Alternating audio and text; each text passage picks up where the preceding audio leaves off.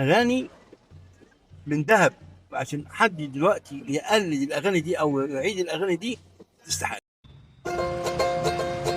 انا عارف يعني، واتعلمت بقى من الشباب دول من حضرتك. هي سمسميه عباره عن خشبتين والطبق فيهم، تمام.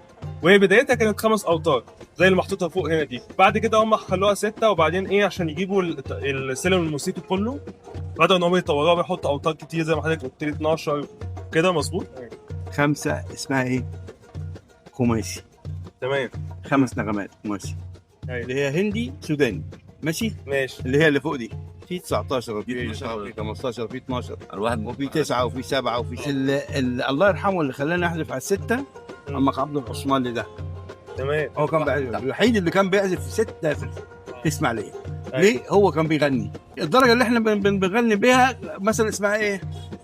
الرصد. الساتت لما بيحط الساتت بيدي لك رصد ويدي لك بياتي. ايوه. وهو كان غاوي يغني بياتي. فهو بيقول حسن غدارين هم لا لا لا لا لا لا هم اللي بيكملوا، هم اللي بيقولوا. تمام. اضطروا ان هو بتاع السمسميه في ناس ركبت اوتار تانية عشان تمشي بقى ايه تكمل التاف التاني، لان سلم الموسيقى ايه 7 اوتاف. اغاني من ذهب.